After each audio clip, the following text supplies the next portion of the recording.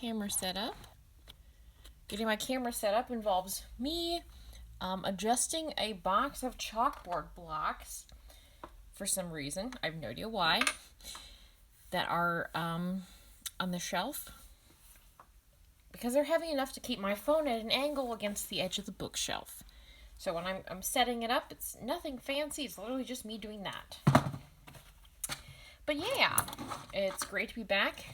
Great to be back making art. After last week. Last week I really wanted to stream. Last week was super busy though. Mostly because last week I had an appointment today. Not today, but Friday, rather. Looking like, where did I put my paint? I was like, I could actually put it away on my shelf, but I don't know what's happening now. That's the thing. I'm always really trying to be less messy, but sometimes when I try to be less messy, I end up being more messy because I put something somewhere and then I'm like, oh no, it's not the weird place that it always was. And I have to remember, like, oh, I put it in a smart place. Sometimes it makes my life harder. But anyways, but yeah, so I was very busy last week. Earlier in the week, I had an appointment to take our pet rabbit to the doctor, to get some stuff looked at on him. So I had to do that. And then I was like, okay, fine, Friday should be good.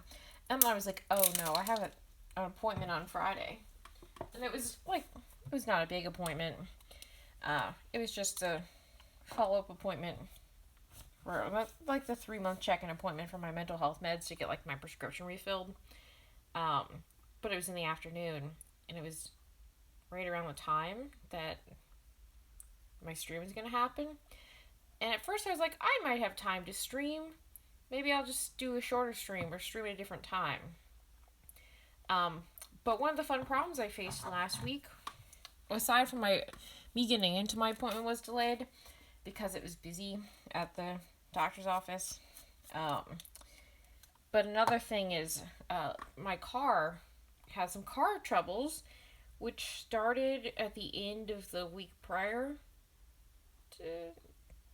I fixed my car a week ago. So the problem started about almost 2 weeks ago, I guess. Not quite 2 weeks, like a week and a half ago.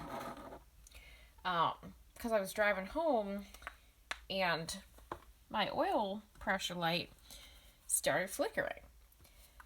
And I couldn't do anything because it was, it's nighttime. The light wasn't straight up on, it was just flickering. So I was like, well, I can probably, get home, that'll probably be okay. So I got home, and I was like, okay, well, I can't do anything about it tonight. I'll look into it tomorrow. So the next day, I went and checked the oil. My oil was extremely low, which I know wasn't good, admittedly, despite my best efforts. I'm not good at remembering to check my oil. It's a fun executive dysfunction for my ADHD things. Things like, I realized it had been a year since I changed my oil. And I'm like, that's not good.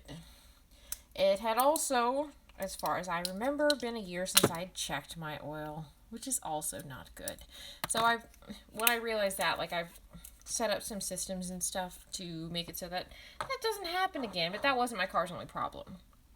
Needed oil, put oil in it, the car had plenty of oil, but this didn't fix the problem. And I want to note that the oil pressure light was only on when I was at stoplights, because the oil pressure in a car drops when you're idling. So for example, at a stoplight, the oil pressure is lower. So that was a problem. And I put oil in, I was like, oh good, it's fine. Like, time to take my rabbit to the doctor. That was kind of a problem because I took the rabbit to the doctor, and on the way to the vet, the light started flickering again. So everything I'd done hadn't actually helped it. And I was like, that's just great. Dang, where did last week I was like, oh, my paintbrush. Here's my paintbrush. I was like, where are my paintbrushes that are all messed up? A lot of the ones in this pile, I still need to figure out what to do to fix them. Anyways, um, but yeah, so I was like, I put oil in it. Maybe I fixed it. Cool. I didn't fix it because there's still another problem going on. And I realized that on the way to the vet. I'm like, this isn't good because, like, I live in Florida. It's pretty warm out. I can't just be chilling and be like if my car breaks down or something, I have a rabbit. He's very, very old. He's 11 years old. Rabbits in general are not that good about handling the heat because they have thick, fluffy fur and, they can't sweat. Like, a lot of animals cannot sweat. Because of that, I was like, well, I gotta make this car last until I can fix it. And I've been doing research since the light started flickering, so I was pretty sure that I knew what was going on with it. If the oil itself wasn't the problem, like it being low on oil wasn't the problem. So, anyways, long story short, I didn't want to waste the car idling and driving because I didn't know, because like what was happening with it could just be the oil pressure switch or oil pressure sensor. The terms, from what I understand, kind of mean the same thing, just different car manufacturers have different ones that they use, like different terms they use for that same part. But anyways, so I was like, okay. But the thing is so the symptoms my car is having could have been just the oil pressure switch, which is a sensor in a car, by the way, that just tells your car what the oil pressure is. It just monitors that. Cars have a lot of other sensors. I know Kia Souls have the engine knock sensor, and also like an wheel speed sensor, which plays in with the analog brakes and stuff. Like, it tells the analog brakes when they need to come on, as far as I know. It's just something like that. Those are other sensors. And those sensors I'm mentioning because either my own car or other people's cars that I know have had issues in Kia Souls with those sensors. So I was betting on the fact that it was probably the sensor, but the symptoms it was having could also be signs of a bad oil pump, which would not be a good repair to have to do. You can change an oil pump on your own.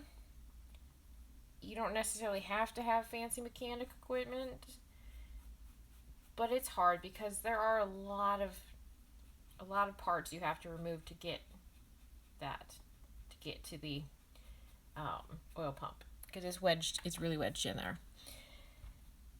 So because of that, it wasn't a repair. I was hoping, had my fingers crossed, that my lovely little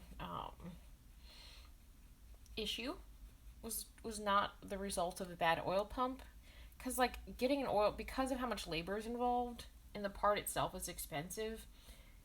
I was just doing some preliminary Googling. It seems to be approximately $1,000 or so to get an oil pump replaced.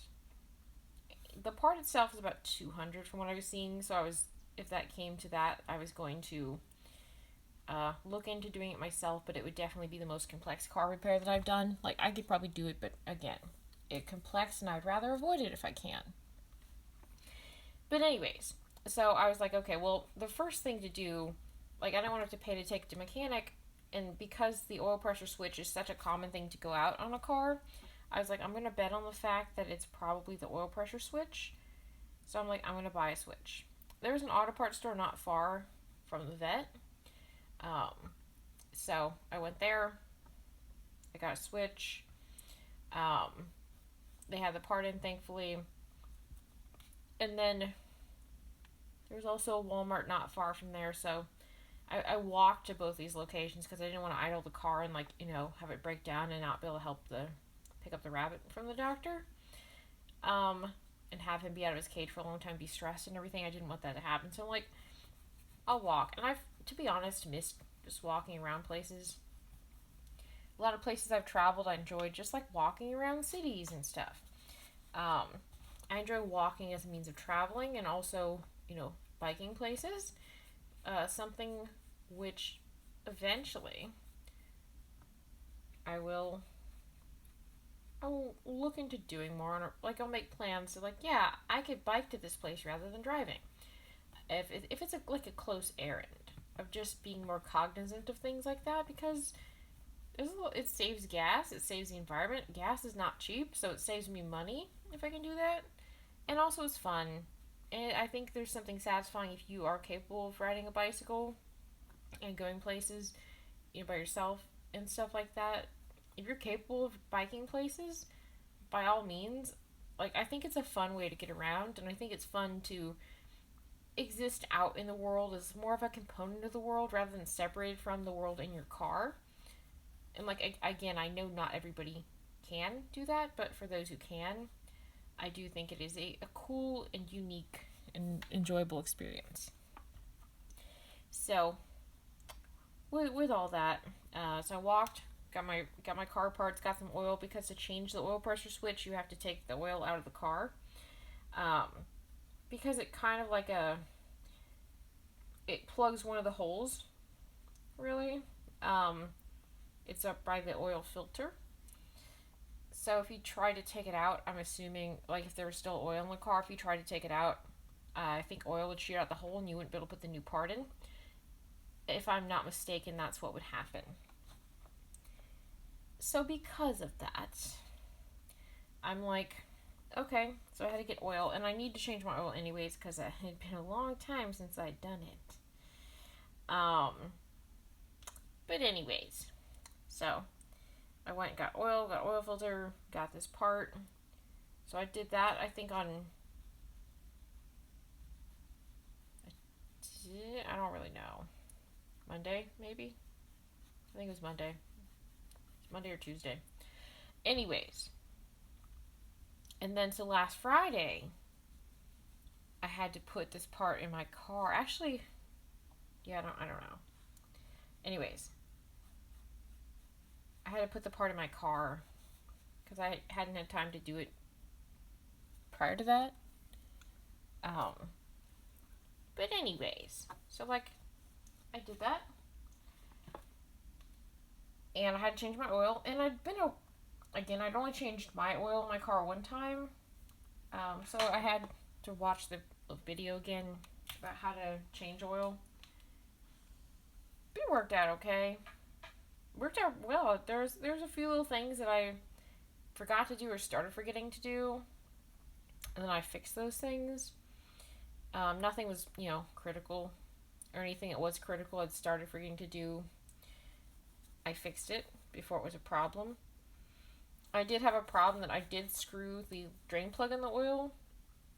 I did do that correctly, but I guess I just didn't get it quite tight enough because a couple days after I changed my oil, I saw oil was dripping on the driveway. Not a lot, but just a little bit. There wasn't oil up inside the plastic covering on the underside of the car. But without having to take the plastic covering, the shroud off the bottom of the car, I was able to fix the problem. So that was a good thing. I was glad to be able to fix just as the drain plug just needed to be tightened with a socket wrench. So it worked out well. But anyways, I replaced the part. I was nervous about it because I'm like, what if I mess up on this? And also, like, I hope this fixes the problem, because if it doesn't, we got bigger problems. This is not a vibe.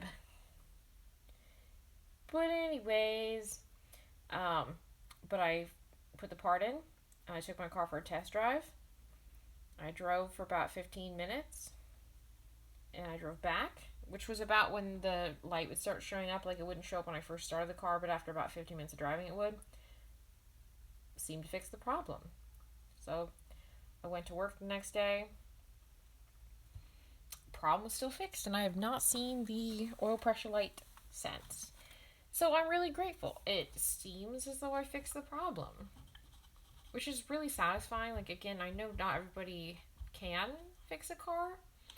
Not everybody, can get under a car and work on it, and everybody has the knowledge or the time or things like that. So I understand and respect that not everybody can fix a car. But with that being said, for people who can fix cars, in my opinion, there are a few things that are more satisfying than having a problem like a car problem and being able to not just have to sit there and be like, oh no, I have to wait for somebody to help me, but of being able to not have to go to a mechanic and just be able to fix the problem. That is incredibly, incredibly satisfying to be able to be like, there is a problem, to diagnose the problem, to research what it could be, to figure out solutions, to purchase the parts on your own, to learn how to put them in, and to put them in. Like, you go full circle in this whole process of fixing your car.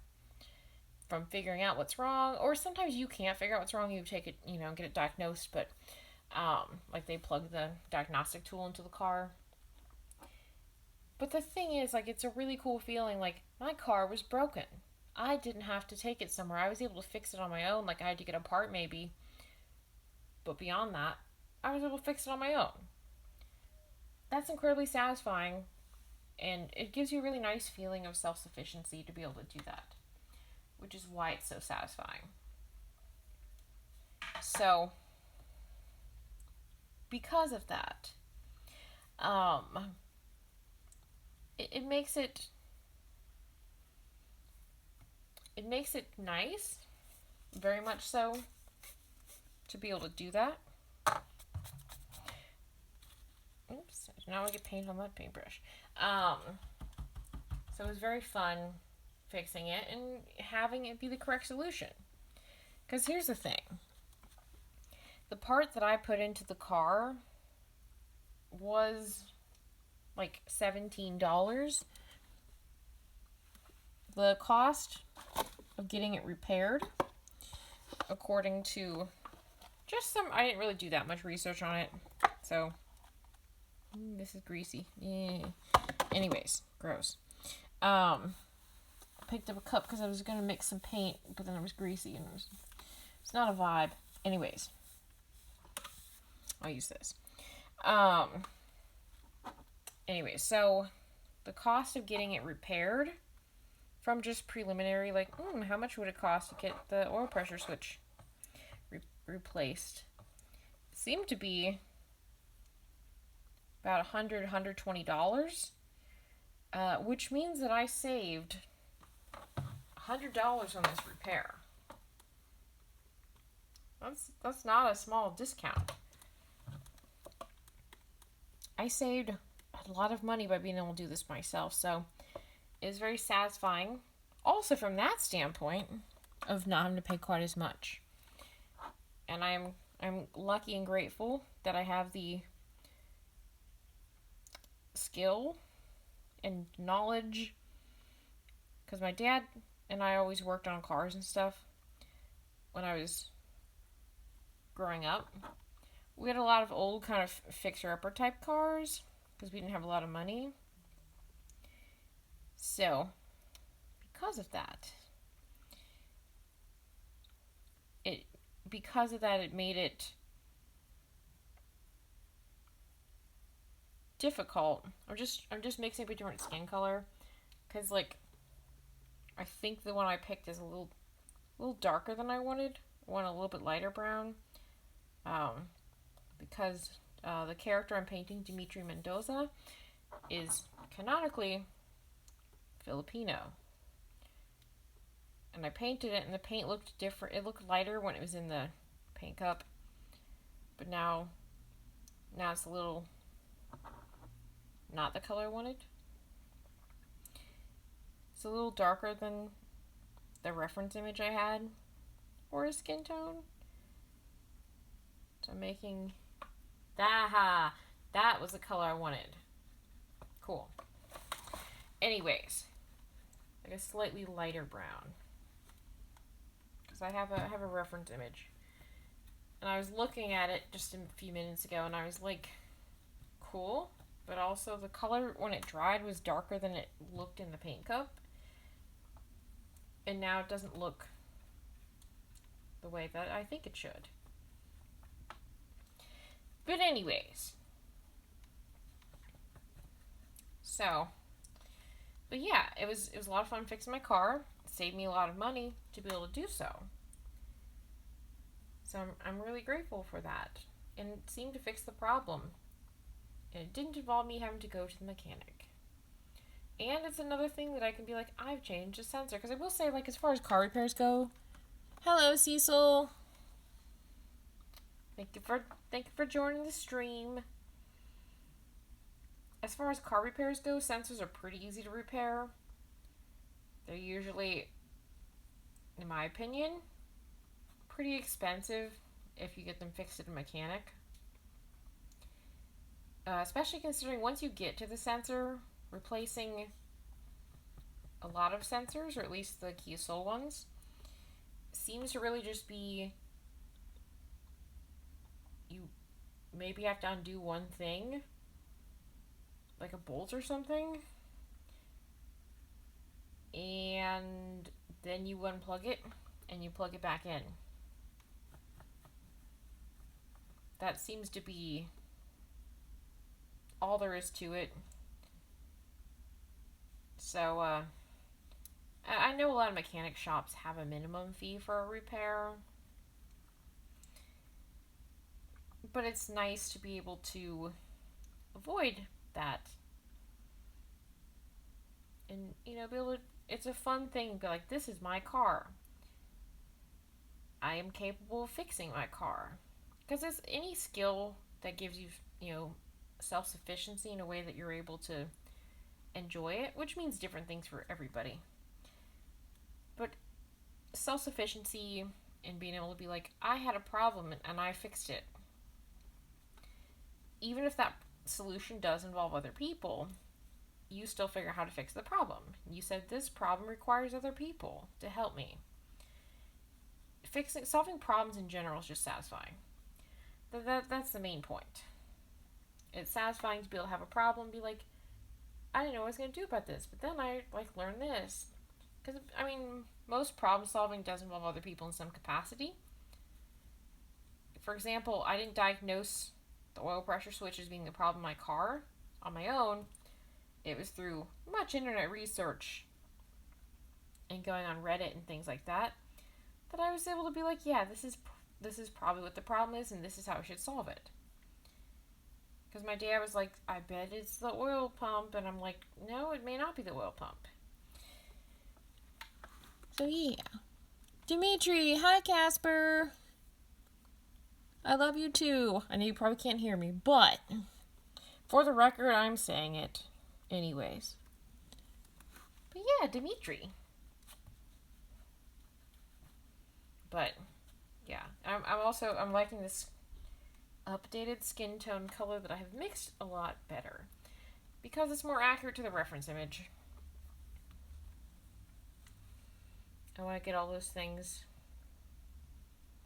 correct.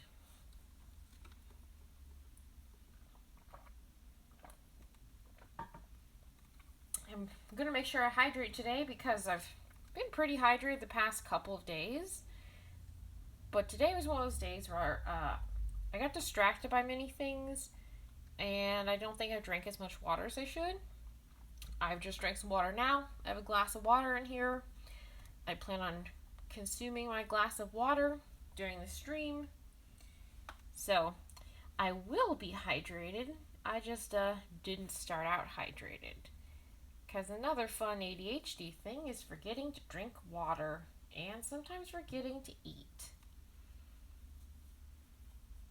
Like, if I'm hyper-focused on something, I'm not going to register that I need to drink water. I'm going to be chilling, live my life. And suddenly I'm like, oh no, I'm dehydrated.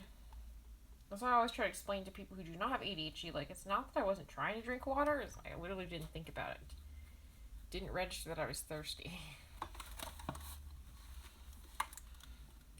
But yeah, it was also one of those days that I was like, Oh, yeah, my stream. It's in like 45 minutes. I've got plenty of time. And I was really hyped and looking forward to doing the stream because, like, I didn't do my stream last week. And then also, Monday and Tuesday of this week were also incredibly busy. So I also didn't get a chance to do anything because on this Monday, I take my dog to the vet because he had his recurrent skin infection he has from his allergies.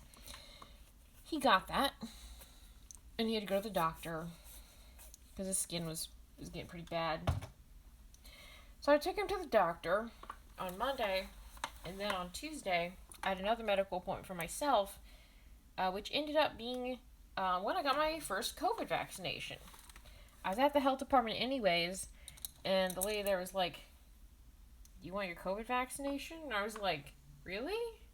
I could just get it?" And she's like, "We should, like, we might be able to just do it today." It really wasn't busy at the health department. I was able to just, there was one person ahead of me at the counter. After that person left, I just walked up, filled out the form, and a couple minutes later they called me to go get my vaccination. It was a very positive experience. And I got the Moderna vaccination. And so far so good. I know the second dose is the one that has all the side effects. So I know I'm not, out of the woods yet as far as that goes. But it wasn't bad from what I experienced.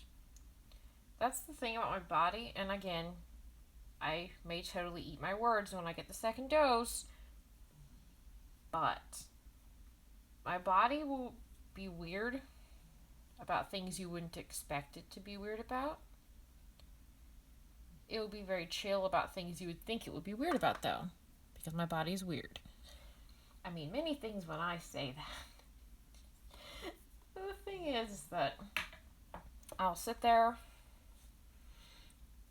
like, for example, I can't eat many fruits and vegetables, or I can only eat them sometimes because of having oral allergy syndrome,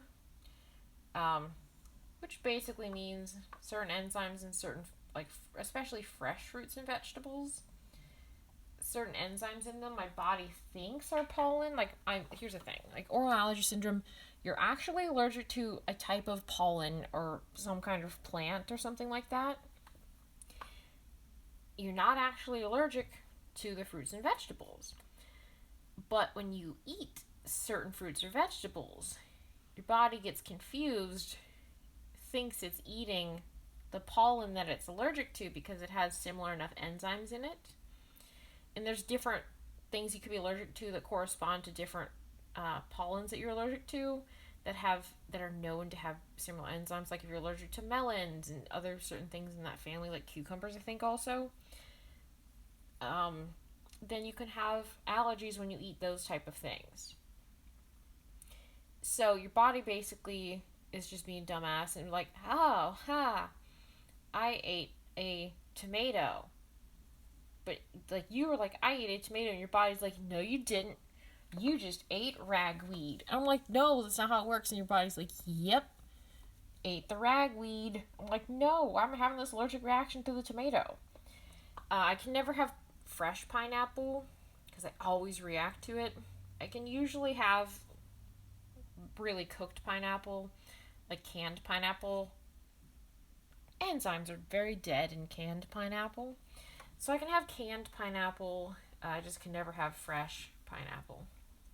Because when I eat fresh pineapple, I will have an itchy mouth, tongue, and throat. And even my lungs will kind of itch for up to a day or maybe even 2 days after I eat it. I avoid raw pineapple like the plague, and I always check if there's something could potentially have raw pineapple to make sure it doesn't. But I guess I could be really genuinely allergic to pineapple. But there are many other things that I also can have mouth itching, not as severely, but still mouth itching up to, a day after I eat something. And that's that's not a vibe. There's, but that varies. I have to kind of sense how my mouth feels to see if I'm going to react poorly to things. Like yesterday morning with my breakfast, I really had a craving for tomato. And I was like, I think it's actually safe for me to eat tomato, but there's a lot of times I don't feel like because I have other tongue sensitivity issues. So I kind of sense how that's feeling and like, do I think it's okay? And I just kind of like how my allergies feel in general. Because I can sometimes have different things. Like sometimes I can eat tomatoes. I can eat locally grown tomatoes way more often than other tomatoes. I think maybe it's because they have enzymes that are, you know, pollens that I'm maybe immune to, or not immune to, but kind of like, I don't remember like what the scientific process is, but kind of like how eating locally grown honey can help you be less allergic to things in your area. I guess maybe it's an immunity of some sort. That's the whole vibe that like maybe the locally grown stuff has, and also whether things are in season or not seems to also affect it. It's weird and it's very complex. I am getting a lot better at avoiding things I'm allergic to, but it's taken me a number of years of having this problem to be able to get good at that. But oral allergy syndrome is very common, so if you eat fruits or vegetables and you don't have a horrible reaction, but you get itchiness after it, I'm definitely not a doctor, so if you're concerned, do go to your actual doctor if you can. Don't take my advice. But from what I understand, it's common and you're not actually allergic to what you're eating. It's your body just thinks you are because it's allergic to something different, and it thinks like, why are you eating ragweed? And you're like, nope, I ate a watermelon, not ragweed. But your body's confused. But anyways, so damn it. I was like, oh, I'm just gonna do it, and I'm like, no, I just messed up the hairline. Anyways, I'm trying to remember what my original topic was. Oh, I thought my body's weird. That's what I was saying. So there'll be things like that are weird about my body, but at the same time, there are things that are like my body's really chill about. For example, I've never had food poisoning ever in my life. Everyone else in my family has at some point. Either I'm very lucky, or I feel like at some point I've probably eaten something that would give someone else food poisoning, but my body's like, this is fine. And that my body is, in some ways, a tank, but in other ways, weird. And like, for example, medications, very sensitive to medications. I can't take most over-the-counter medications because they make me feel weird. A lot of mental health meds that I've tried taking were not vibes. Not at all. Yay, the seal emoji, Cecil. Thank you for posting my little seal. He's so cute. But yeah, a lot of mental health meds that I've taken. There are some that are like, yeah, you could have side effects. I didn't have, the physically dangerous side effects. I've had some very weird mental side effects, including on some medications, ones that weren't listed. So, fun stories. Some that were like I was taking this one medication, it was supposed to be very chill. There was a chance it could make you angry. And there's a chance it can make you tired. It wasn't supposed to make you more depressed, though. Did it do that to me, though? Yeah, it did. It did it a lot. It was not a vibe. So, yeah. I have all the weird side effects of things. So, with all that context, I was kind of concerned with the COVID vaccine. Kind of concerned by, like, okay, I can't handle basic things. Let me get a little paint mix in.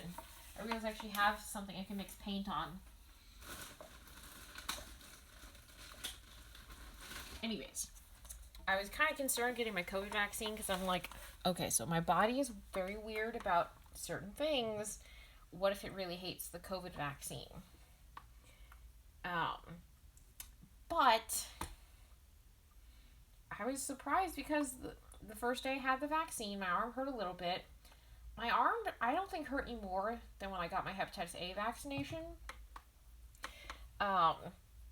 So I was pleased by that. So my arm hurt kind of.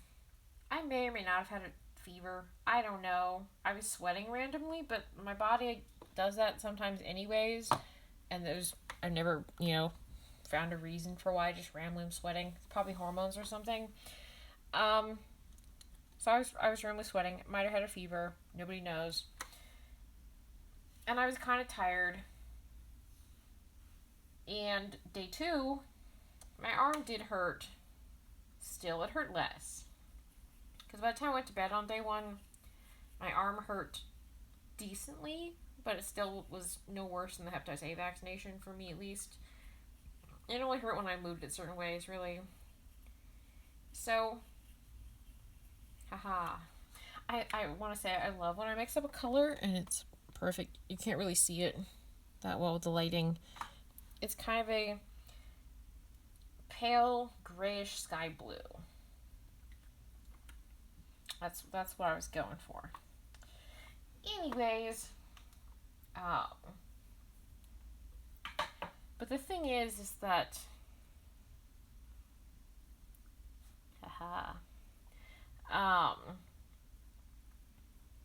the thing is that with all the COVID potential side effects on the vaccine, my body was very chill. I was on day 2, my arm hurt a little bit. I was a little bit tired maybe, but no notable side effects. I did have some random sweating, but again, normal. Yesterday, which was Wednesday, Thursday. Yesterday was the second day after the vaccine. I had still a little bit of arm tenderness, not when I moved it, but when I touched it, and a little bit of random sweating, which again, I have no idea if that actually has to do with my vaccine or not. Could just be my body. And like today, it's a little bit tender when I touch it. So I got on Tuesday and it's Friday today. It's a little tender when I touch the area that got vaccinated. But other than that, it feels fine. I feel fine. Again, I am prepared that dose 2 could have worse side effects because I know Moderna does have the worst side effects, potentially. I've seen some stuff that has more side effects maybe than the Pfizer one. So I'm not really sure. But whatever it is, whatever the side effects are, definitely better than COVID. So I don't care. I'll get through it. It'll be fine. But my point is, my body handled it a lot better than I was expecting it. I was afraid of worse side effects. I got pretty chill side effects overall. So because of that, I'm like, that worked out better than I was expecting. I was expecting way more and way worse side effects. So I was fine with that. It worked out fine. But, so yeah, it was also, I was thinking about maybe doing a makeup stream prior, but I had all that stuff on Monday and Tuesday. I didn't get a chance to. But anyways, so yeah, today though, I was like, I'm gonna go, and I'm gonna stream, and I was gonna go on my computer, so I was like, oh, I've got 45 minutes until I stream, it's okay. I got distracted on social media, turned on my computer, was still distracted on social media, was like, why did I turn my computer on? And I suddenly realized I had 15 minutes before the stream was supposed to start, and I was like, cool. And I was like, I had breakfast, but I have not had lunch yet. Um, so I'm like, well, I gotta have lunch real quick. So I had lunch, and then I was like, I came into my streaming room, and I was like, oh no, because fun times. Um, I in the past 2 weeks since I've had my last art stream, I had the fun problem of in this time span I did a lot of other things and spread a lot of stuff out in this desk area. So there was stuff all over this area, and there's not room to put my chair because I'd put some stuff in front of the desk, trying to do other stuff. And I was like, okay. So I got a late start on getting ready for it, which is why there was a slight delay in this stream starting today. Because I'm like, oh, I need to move the chair. And I was like, thank God last time that I streamed, I actually took my paint brushes out of the cup and actually, rinse them off appropriately, because that would have been really bad after such a long time if they had still been in the water 2 weeks later. So at least I was responsible with that. I didn't have any of my other stuff ready though. So it was a quick rush when I got my stream ready today, and I was like, oh no, I have to post links on social media, which is harder because I'm fighting with my phone again for storage space. This is a common theme in my life. I was fighting with my phone for storage space, so I didn't have most of the social media apps on my phone, so I was like, I gotta go the web app versions. That's the thing with my phone. I know I have a lot of photos. It uploads part of them to the cloud. I know I have like 100,000 photos on my phone. Many are screenshots. I probably take too many screenshots, but if I see something cool on Instagram or whatever, like, I'm probably gonna take a screenshot. So if it's like, oh, that's a cool idea, that's a nice looking thing, like, I theoretically want to see it again. And the internet is vast, and the number of times that I've lost something that I found that was cool because I didn't take a screenshot is a lot. And if people say something nice to me, I'm probably gonna take a screenshot of it because I don't want it to get lost also. So I have a lot of screenshots. And a lot of photos because I also like taking photos of stuff. So if I see something cool at the grocery store, something cute, I'm like, I'm taking a photo.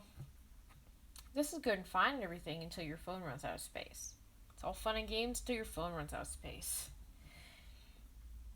So my phone and my backup old phone, which has different apps on it, doesn't have cellular service, just Wi-Fi.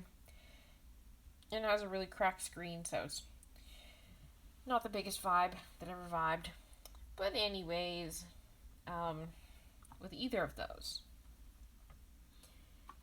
they both have similar stuff on them because they both sync with each other as far as photos and stuff. So when one runs out of room, a lot of times the other one does too. So, hello Mitch, thank you for showing up. I have an iPhone. I think it's an iPhone 6. I use OneDrive to back up all my photos, so I get it off my phone also. That is so cute. Thank you. Hello. I have iCloud on my iPhone, so it uploads part of the stuff into the cloud. So there would by no means be enough room for 100,000 photos if I just had 100,000 photos just sitting there.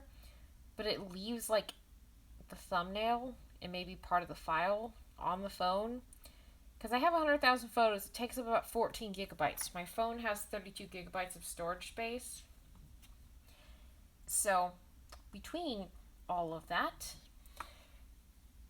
it makes it hard to, because again, it leaves part of the file on the phone.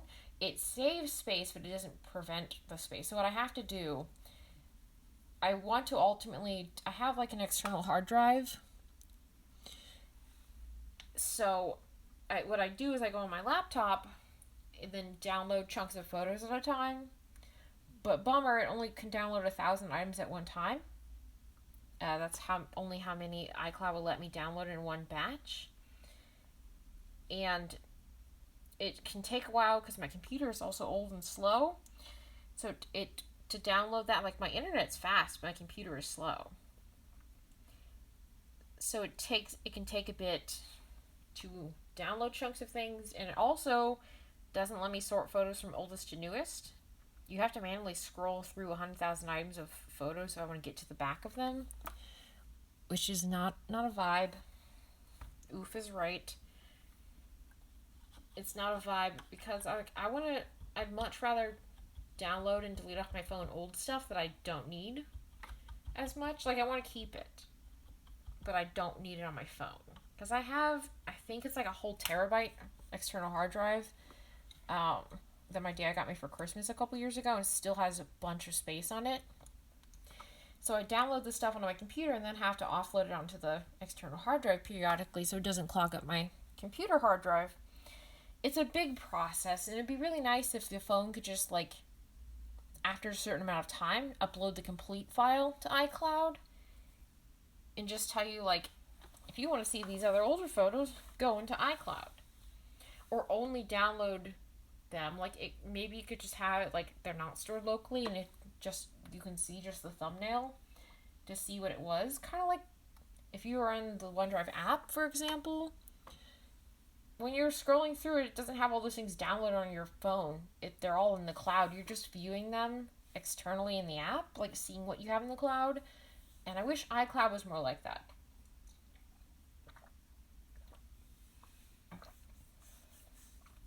So, those are my problems. So it's me just in these small batches trying to download, primarily focusing on videos because I know they take up the largest amount of space, to make it so my phone will work and actually have space on it, because there's a lot of things I haven't been able to do it for a long time.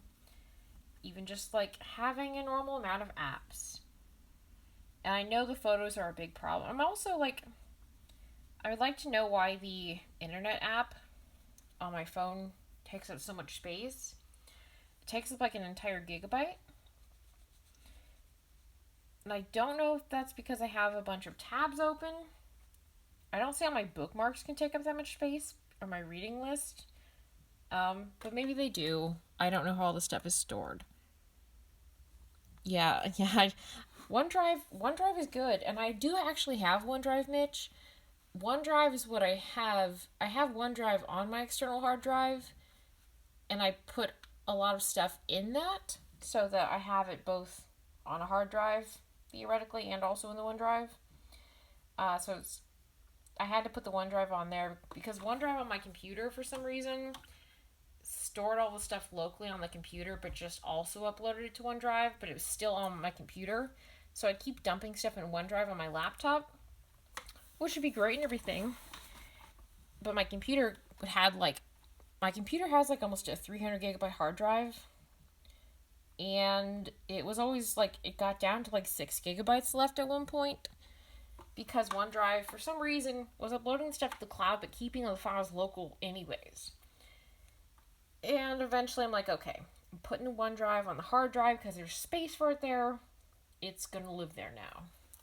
Maybe it's not the perfect solution, but it's better than what was happening. That's all I will say. But yeah. So, the thing is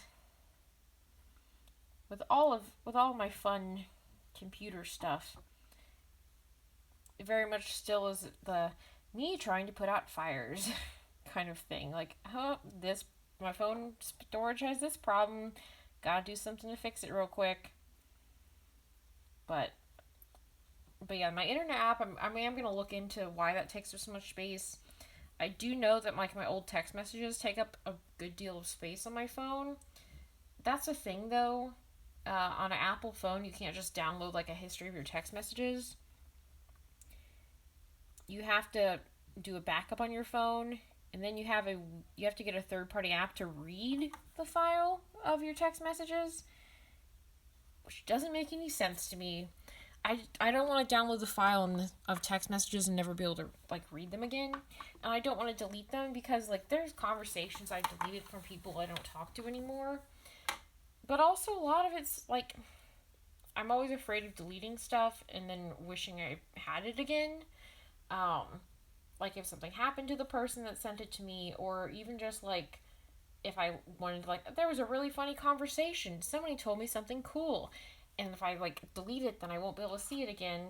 One of my probably irrational fears in life also is, like, wanting to find something again but being unable to just because of the vastness of the internet. So those are genuine fears of mine. So I tend to save many things. Again, probably too many things. But that's where I'm at. But yeah, so I don't think it's so much the text messages themselves that are taking up all the space, because it's just text. Like, it can't take up that much space. It's mostly the files and stuff, like, people sent me photos.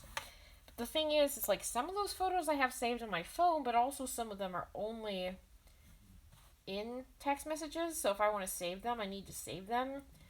So I can go and I can see a folder that has all of the photos that are in text messages in it, but I have to manually go through it when my phone has enough space to open the email app and also send to me the stuff, because a lot of times it doesn't have enough space to do that even.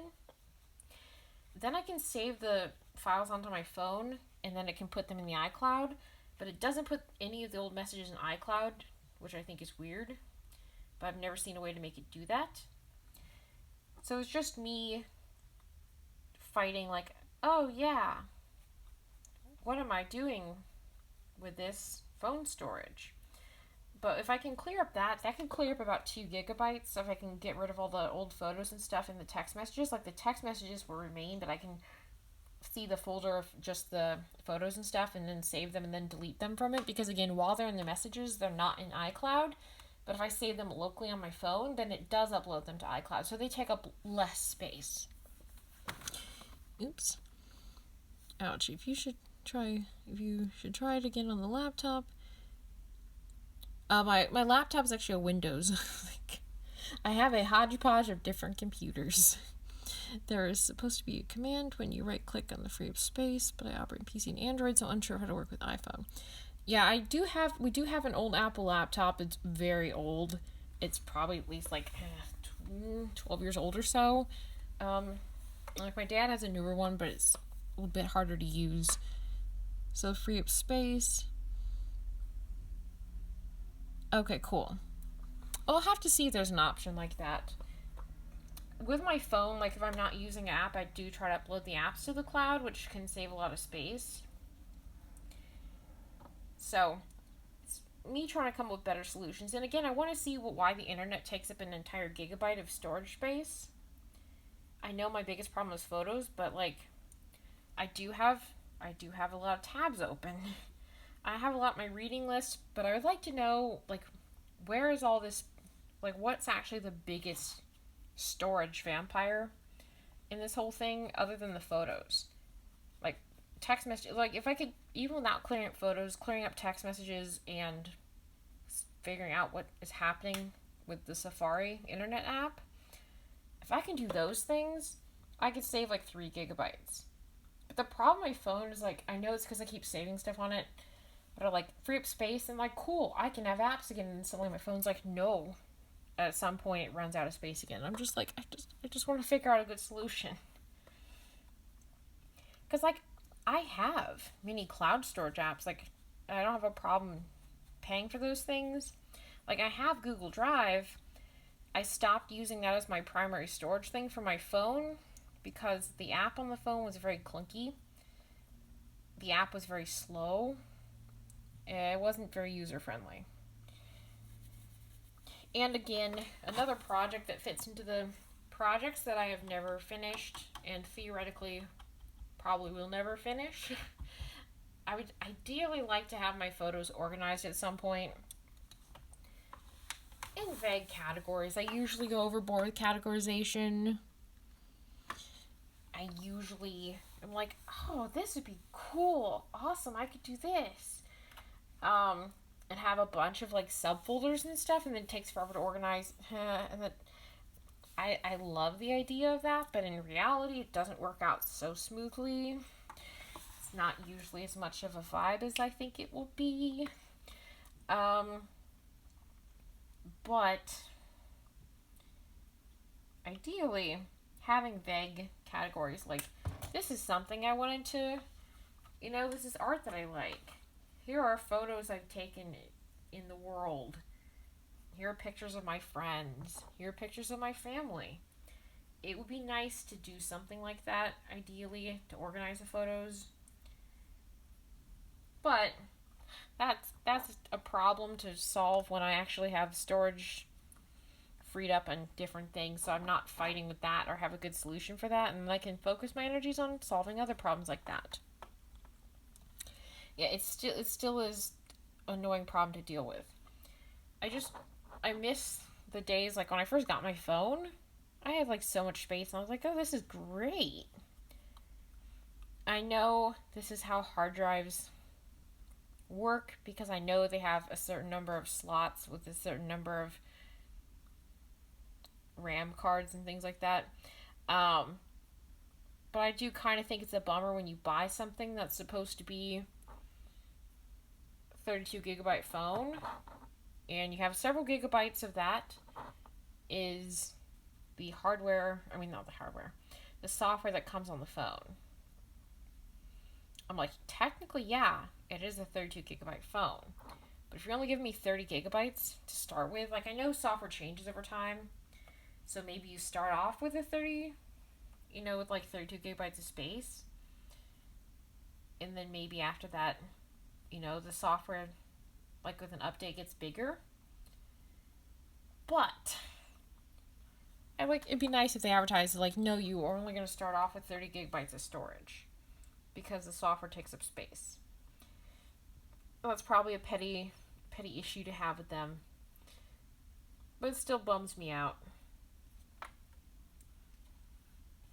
And I wish storage in general was cheaper, or that it was easier to upgrade storage and RAM and things like that. Like, for example, with my laptop. My laptop is slow because it's old. My laptop is at least 8 or 9 years old. I don't really remember when I got it, but I know it's at least that old. A big problem with it is that it only has 4 gigabytes of RAM. And that's a very, very small amount of RAM. Especially because I have things like Photoshop on it. And Google Chrome is the browser I use, and Google Chrome uses a lot of RAM and it needs a lot of processing power.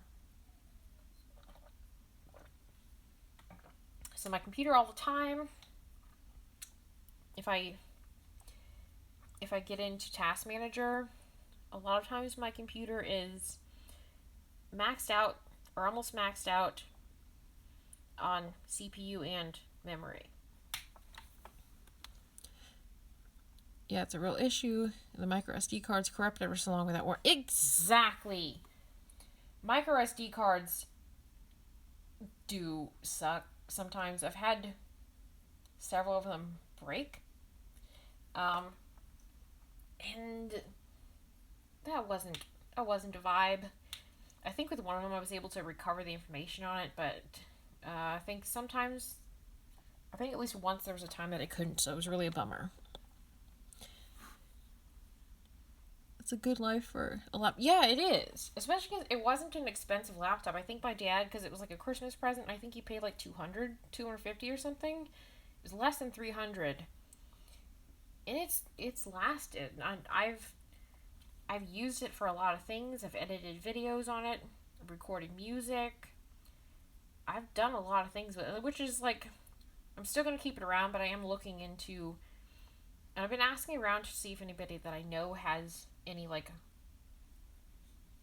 older computers, not older, but computers that I'm not using anymore that they'd be willing to part with for pretty cheap.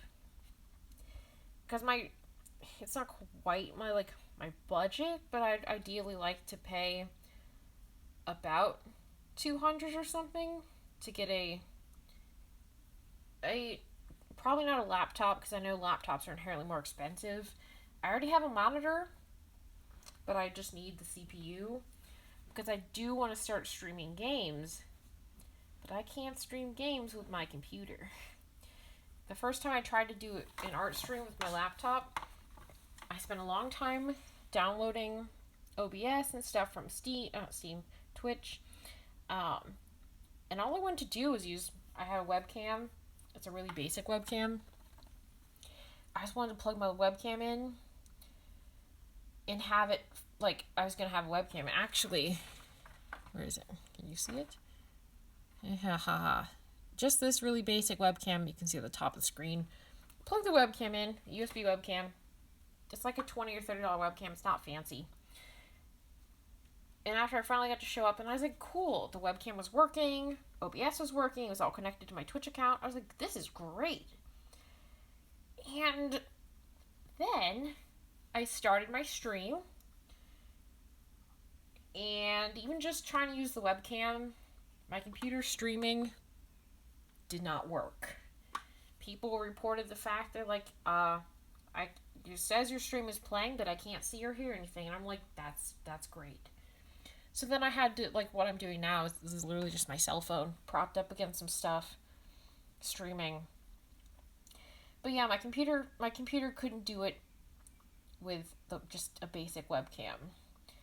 And a lot of times, just even playing basic, like, indie video games, not even, like, I know when you get into,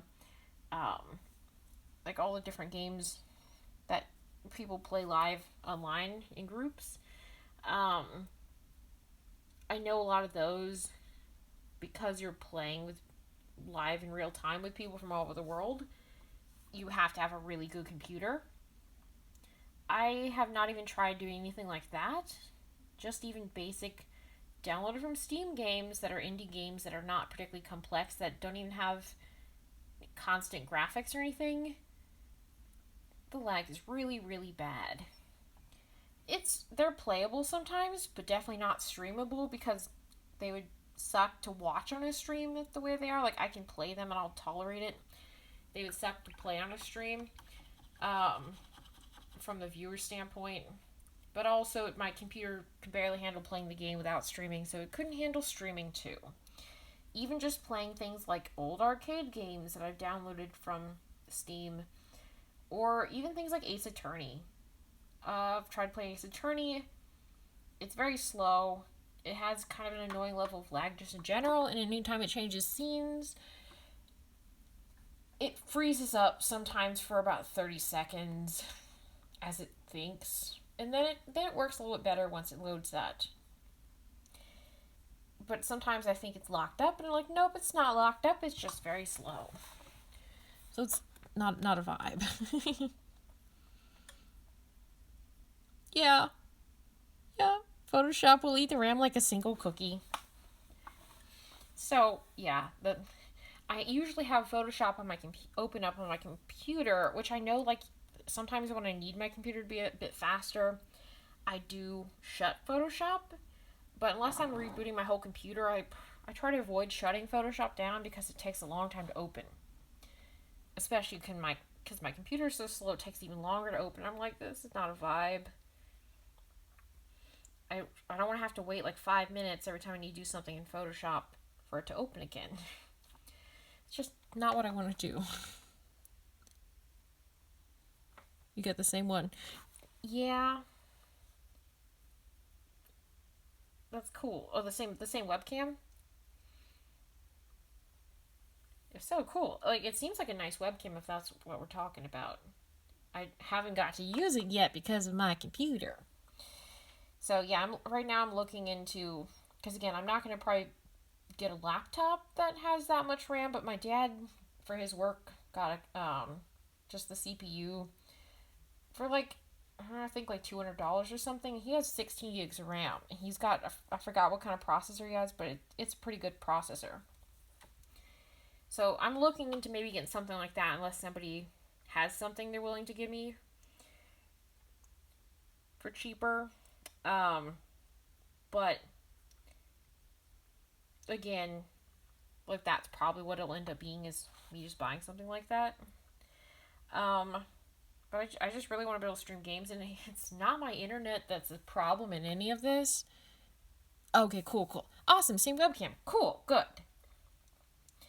Um, my parents both work from home. They both do jobs that require live audio being streamed from the internet. Because my dad provides customer service over the phone, my mom does medical transcription. So because they both work from home and they both do those jobs, we have like, I think our upload and download speeds are like 100 megabytes per second. We have like some of the fastest internet you can get from the internet place so that they don't have lag on their phone calls and things. My internet's not the problem. It's literally just my computer. Because yeah, like there's games I just want to play in general. And there's also games that I want to stream. And just being able to stream with my webcam, like now I have a drawing tablet, it would be really cool to be able to stream digital art. But I know my computer couldn't handle both drawing in a program, even something basic like Fire Alpaca, and also handle streaming. Because even just trying to stream with the webcam, too much for it. So I hope to get a new computer soon. Definitely in the next month or so I plan on doing it. Just depends if I can find a good deal. Like, I'd be open to a refurbished one, if I found a good refurbished one. I just want something, like, doesn't even have to be, like, a, incredibly fancy gaming computer. I just want something that will do regular stuff that I do and be able to stream some without too much lag. Because there's other projects I'm either working on or going to work on. And a lot of those projects require having a computer that actually has enough memory to handle those types of things. Like at some point, probably this year, I will get around to making my feature-length film, which I have talked about a little bit, but I haven't, like, other than, like, I think only, like, one person who I've fully talked to about it and, agreed, like, oh yeah, you'll be in my film. There's a lot of other people I'm going to ask to be in it and play roles and stuff. But it's going to be me editing together a lot of footage for approximately an hour and a half long video. My current computer would not do that. It would not do it at all. Yeah. Here's the thing. The feature-length film, I came up with this idea a while back, but then the pandemic happened, then I actually came up with a better way that I wanted to do it. Basically, it's going to be a story about kind of a coming-of-age story about a non-binary person, and them coming into their own and their identity and things like that, but also them in their identity in general as a person and them, like, finding themselves. It's going to be kind of magical realism. So some of the things in it are going to be artsy or surreal. Because to be honest, films that just even have a little bit of magical realism, I tend to really enjoy. Even just sometimes the way that they're filmed. Like, for example, I really love the style of Wes Anderson's films. And because of how they're filmed, it does look kind of surrealistic. And also, not a film, but magical realism that I really enjoy. I do like the Wheat Sea Bat book series by Francesca Leo Block. I really love those books. So, kind of surreal stuff, kind of like that, I guess. But basically the main character's name is Frankie, and they kind of put on different masks for different people. So everybody that they know kind of has a different view of them as a person. So sometimes very much different than another person's view of them, because they're kind of very much different things to different people. So different people view them very differently, and it's the reason that they do all that they do is basically because they want to be unknowable. So they have such vastly different ways that they kind of masks they put on, kind of like I know as somebody who is getting better about it, but for a long time in my life was a big people pleaser. The kind of like, and also I know this is also something which is common in people who are neurodivergent, and also people that have like the unstable sense of identity and stuff from like borderline personality disorder, which I also have. All those types of things in general, a common thing is kind of like you'll be around people and you'll be a very different, like you'll kind of take on the vibe of who you're hanging out with, so you'll be different things to different people and your identity will change a lot. So it's kind of based on that also. So because of that, that's kind of like they want to be unknowable. They want to be unknowable presumably because they lack confidence also, and they are afraid of being vulnerable with people. So they're like, oh, if I can be all these different things, no one will ever know the real me, and I'll be safe because my real self will be protected. So that's kind of the theme. So the film was kind of about showing who Frankie really is. Kind of like, I heard a word the other day which described the concept. Kind of like a reduction, almost, of like what remains is what you see. A way that I've explained it before is like if you're making a painting and you put duct tape down and then you splatter paint all over the canvas, the splattered paint that's all over the canvas is what you're seeing as far as these other people's perceptions of Frankie. And then we pull up the duct tape, there's that untouched part. So the shape that you put the duct tape in is only defined by what isn't there. So I saw a word the other day that made sense to describe that concept, and I hope that that makes sense. But you're basically seeing, like, because the story is told and is kind of still told in like a mockumentary style, not in a comedic way necessarily, a slightly little bit of comedic or sarcastic undertone, kind of in maybe an absurdist comedy type way.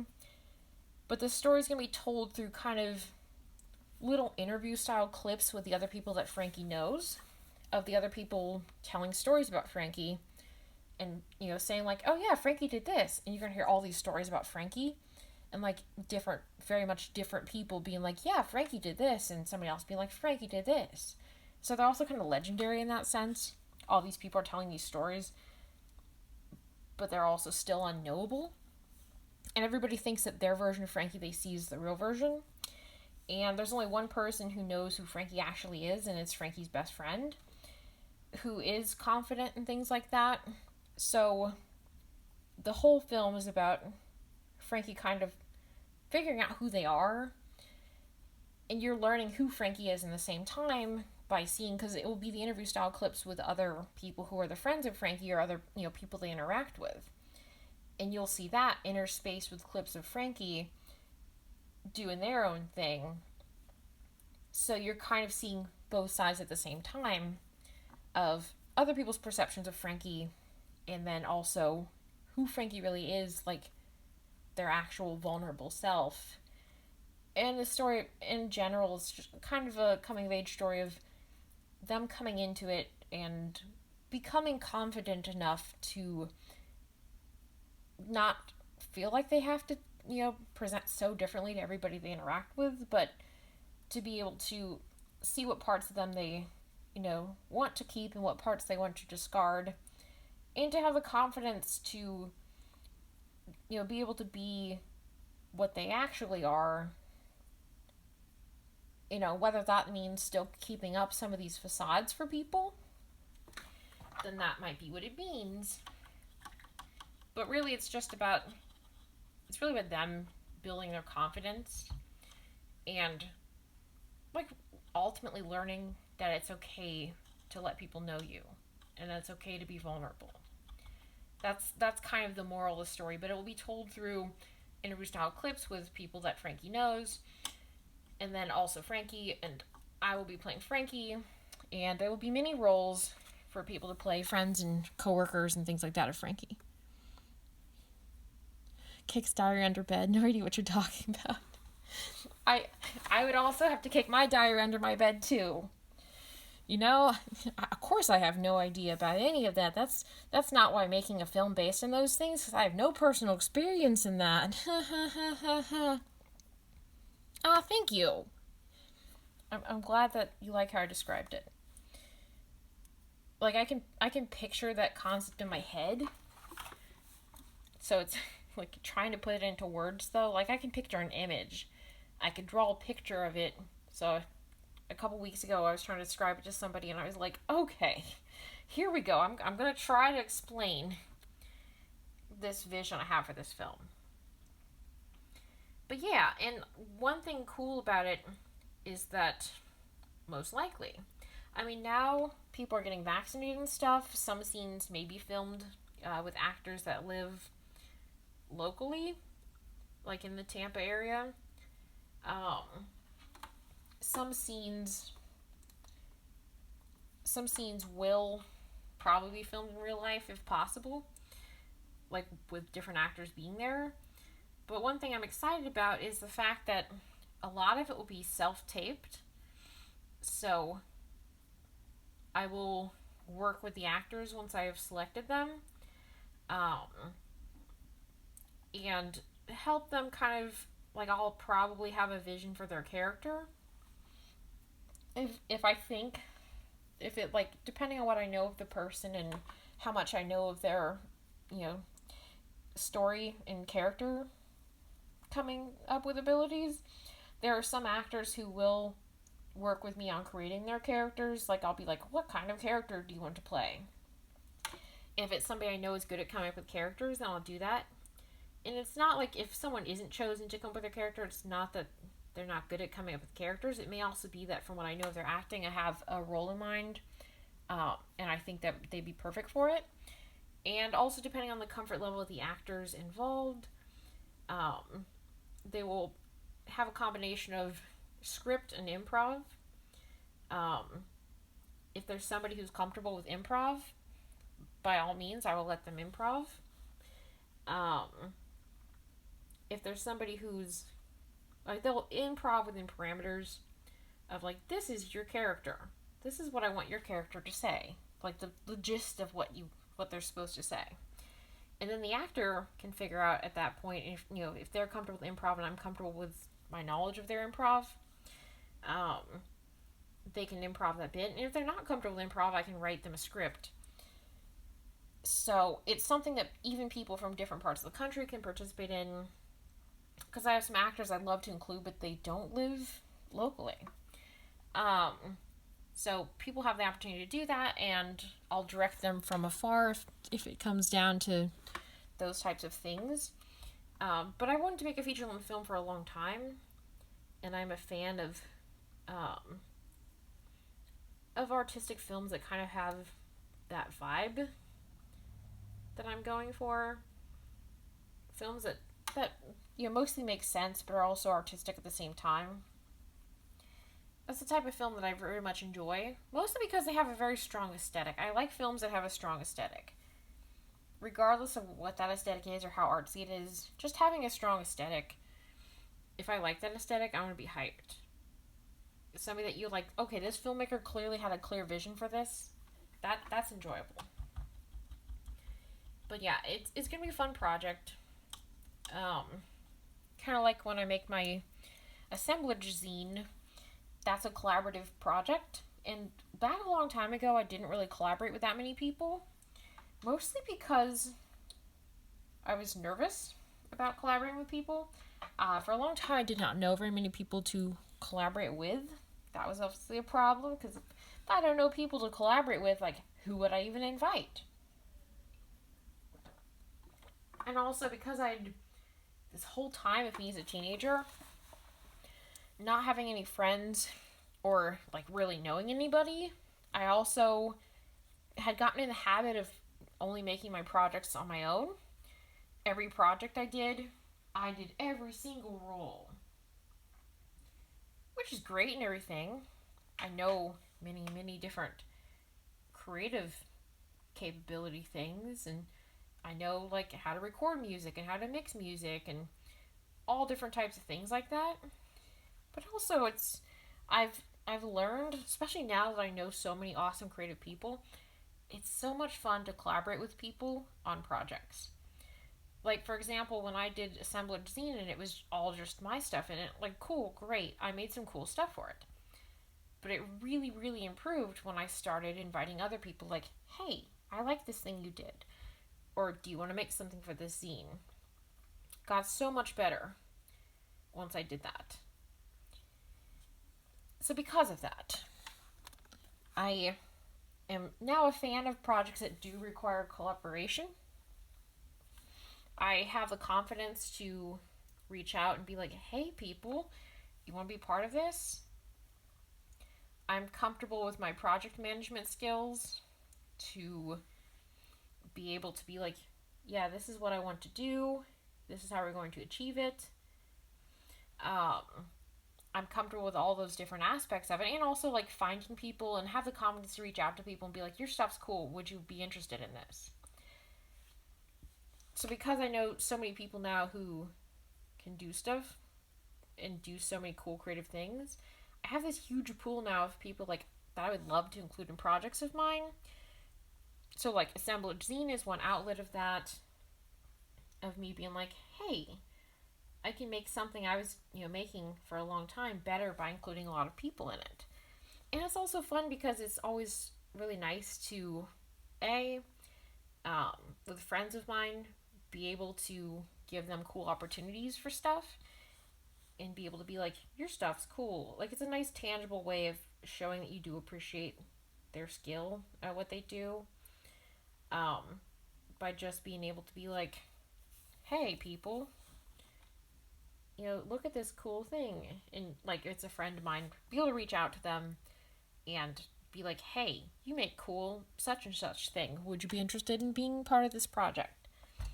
So it's a nice way to offer opportunities to my friends, especially, like, a lot of my friends are part of, like, some marginalized community or another. Like, I have a lot of queer friends, for example. So it's nice because those people are not always included so much in mainstream projects. It's nice for me to be able to give them opportunities and for me to create the opportunities and also have the representation that I so dearly wish was commonplace. I can do that because if I'm creating the project, I can be like, all right, well, we're going to have a lot of people of color involved in this project, and we're going to have, gay people, trans people, queer people, disabled people. I can be like, there's not enough representation, especially good representation, for a lot of these things, like roles that are well written that actually consult people in those communities before writing. There's not enough of that. So if I create the roles, I can create roles for people that I would like to involve in the projects and give them those type of opportunities that I wish existed. So that's a very exciting part of it to me. Is being able to give representation that I wish was more commonplace in other projects.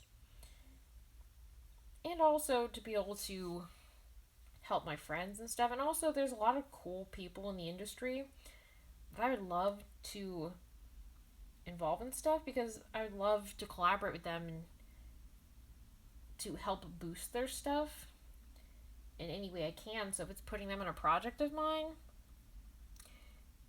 I'm definitely going to do it. Help lift them up. Yes, it's definitely time to glare daggers at Hollywood. I am very much disappointed by many Hollywood projects and a lot of mainstream projects in general. If you have a project, you have a group of people, and you only have, like, you know, one person of color as a character, or one queer person, or whatever it may be, it's just like, why? Or the thing that makes me most annoyed, you're writing a story, you include a disabled person, let's say, or a neurodivergent person, and you instead choose to cast an able bodied or neurotypical person for the role. And again, yes, actors can play a variety of roles. I'm not saying that, oh no, only gay people can play gay people, and only gay people can't play straight people, and straight people can play straight people, or, disabled people can only play disabled people and not able bodied people, or whatever it might be, depending on circumstance or, whatever it may be. I'm not saying that by any means. The thing is that people who actually do belong to those communities are not being cast in those roles. They're not being cast at all. Or they're very rarely being cast, or they're not getting paid as much, or whatever it might be. They're not getting appropriate representation. So you have a role which will be perfect for somebody that, whatever that may be that they, whatever group they may belong to or whatever it may be. You have those people. They are just as skilled, just as able to play these roles as the people you choose. And you still choose a mainstream person to play it. Or when they cast a movie and they whitewash characters. That makes me angry. They literally didn't even try. But yeah, it's like if the people who fit in these categories were getting cast and playing other roles, it wouldn't really be an issue if it was equally distributed. But they're not equally represented by any means. They're just sitting there struggling to get roles in general. And Hollywood's like, it's okay. We will hire an able-bodied person for this role. And it's just like, no. That's not how it works. So that's something that always makes me angry. Yes. As I was saying all that, Mitch, Sia was a big part of who I was thinking of. That's a mood. Oh, thank you, Casper. I'm really pleased with how it's coming out. I've tried some different things with this, and I think they have turned out well. But yeah. Sia's movie definitely was a big thing I was thinking about as I said all this. Because of so many reasons. And the more I learn about it, the more angry it makes me. Especially considering trying, allegedly trying one neurodivergent actor, and then being like, nope, this didn't work. Oops. And there's so many more out there in the world. I know many different neurodivergent actors, and a lot of them, actually, correction, all the ones I know from everything I've ever seen they've done is all so good. They're the kind of people that I would cast in my projects in a heartbeat. And I'm just like, this is just a small sampling of people I know who are both neurodivergent and actors. All of them are very good. There are way more good neurodivergent actors in the world they could play a role like that. And here's the thing. Literally, casting, for example, in the Sia movie, literally casting any, for example, any autistic actors for the role, even one who was speaking, would still be better than casting an autistic person for the role. Literally. And also, from what I understand, no accommodations were actually made on set for this person, or very limited accommodations were made. And again, if they tried one person, they're like, no, this is not how. Oh, we're just going to put this other person in here. It's okay. And that's on top of all, from what I've heard of the movie, all the cultural appropriation, racism, and other very ableist things that I've heard about it. And working with an organization that's a hate group that I'm not going to name, but that I hate. It very much shows that no actual research went into it. And again, it's, for example, if autistic people were being cast all the time and stuff, thank you. I'm glad you love the colors. I've been having fun mixing the colors with this. Like, I've tried some different mixing things with it, and I'm really pleased with how it came out. So thank you.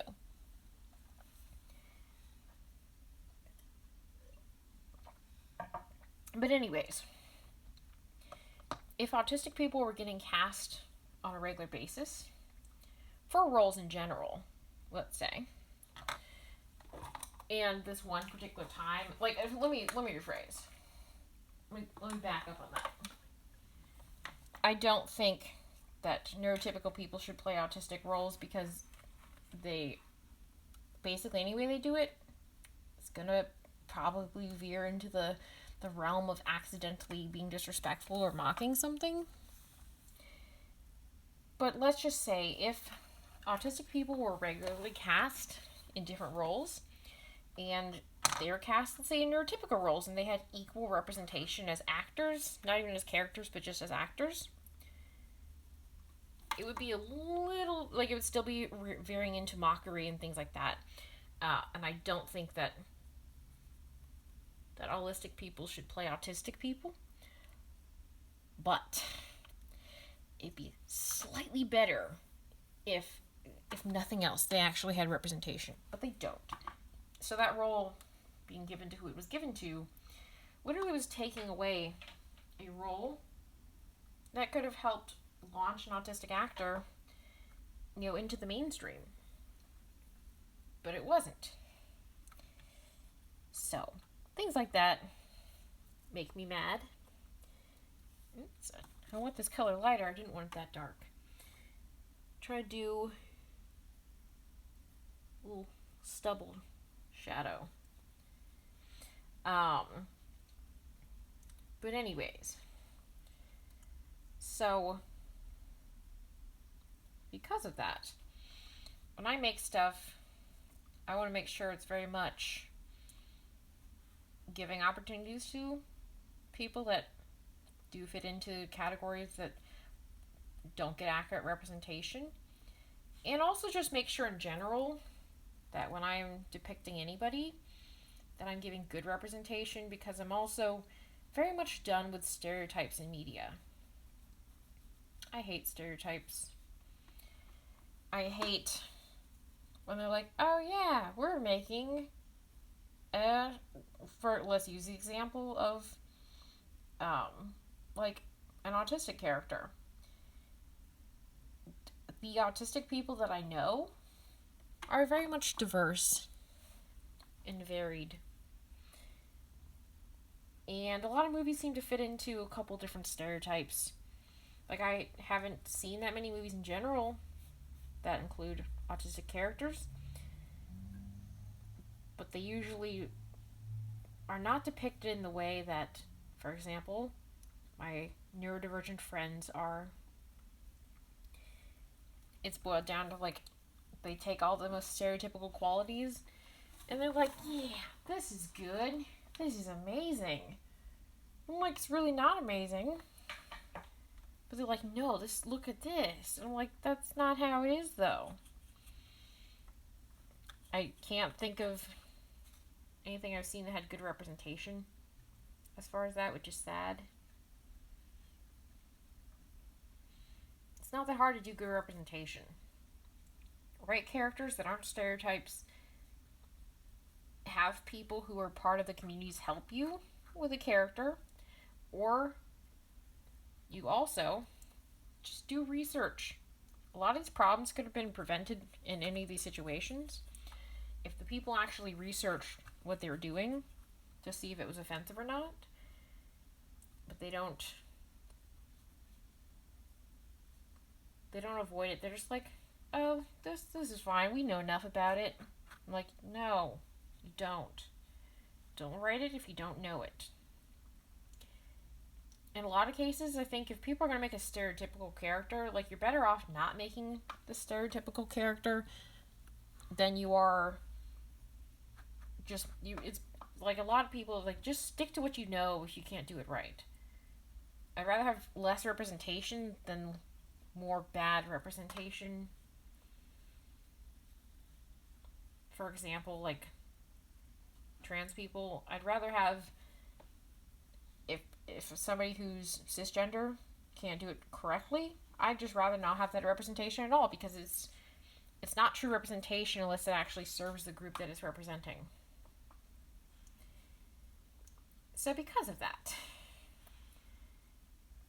things like that are inspirations for me making my own projects, of wanting to include people, and also, like, I can give those opportunities to the people that I think should be playing those roles. I can do it correctly. I can, my projects may never be big enough that they actually have an influence on the industry, but I have my own little corner of the industry, and you bet that I'm going to make it the way that I wish the whole industry was, and do my best to set an example of what everyone should be doing. So, because of that, and, like, for example, I have a podcast coming up soon, which I have not formally and officially announced yet, because I've only just recently picked the title for it. But the thing is, hang on a second. The thing is, I don't want to do the beard over there. Just don't worry, it's just me fixing something real quick. The thing is that, so with my podcast,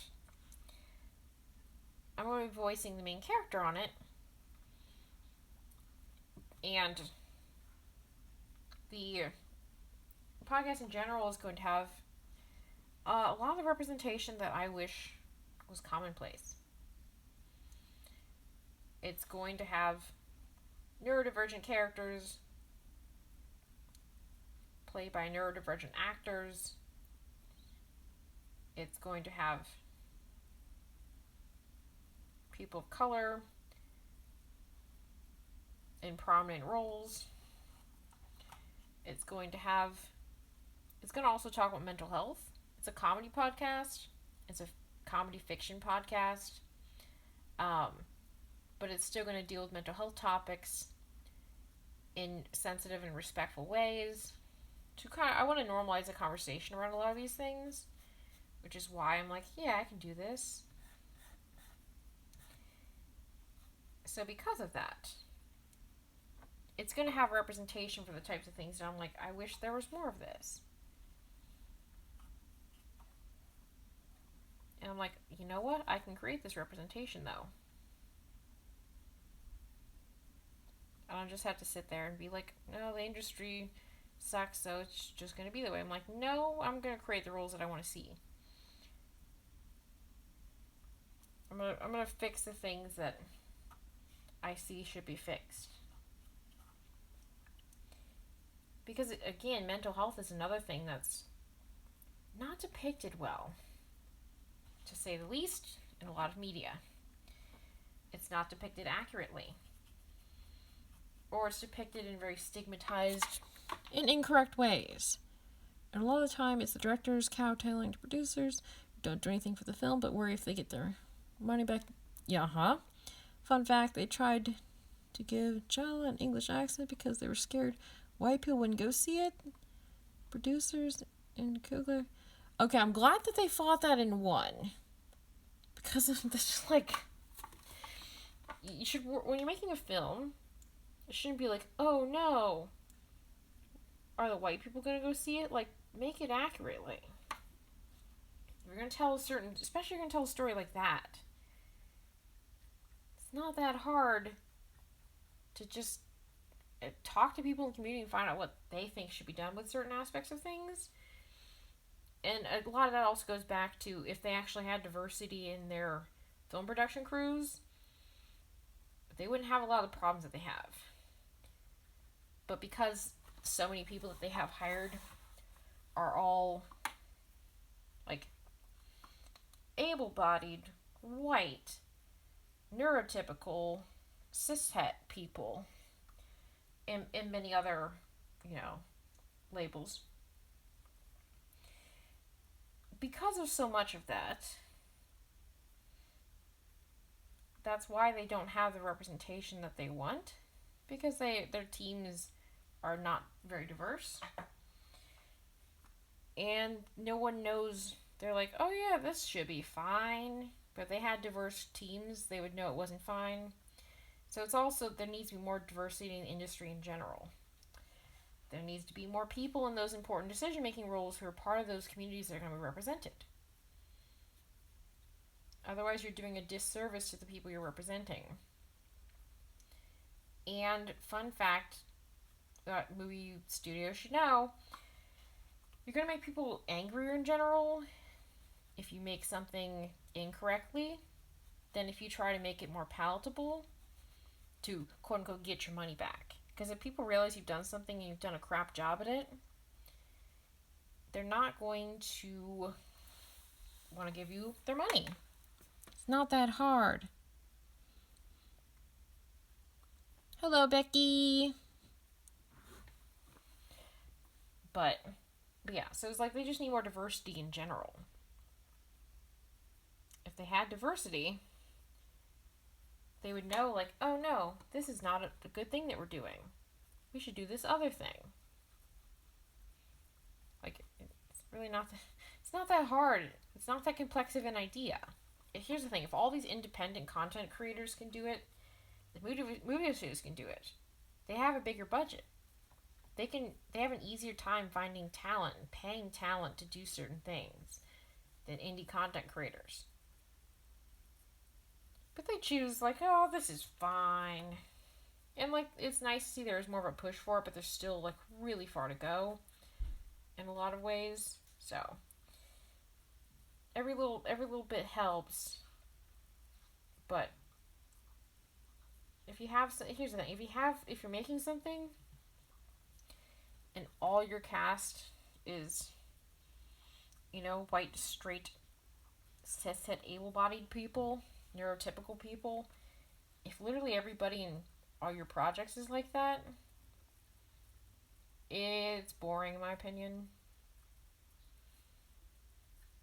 And I'm less likely to want to watch it than if there was more diversity. And I think there's more push for that in general. So their whole like, oh yeah, this is great. This is fine. This is how it should be. I think a lot of that's going to backfire on them. Because they're like, we're going to make it palatable by catering to, in their opinion, everybody. Which is not everybody. Hint. They're catering to nobody. Because they're trying too hard to be like, yeah, this is what people want. People are like, no, we don't want that. So again, like, if you can't do representation well, you probably shouldn't do it. You should just stick with what you know if you're not going to actually put in the research. Like, for example, if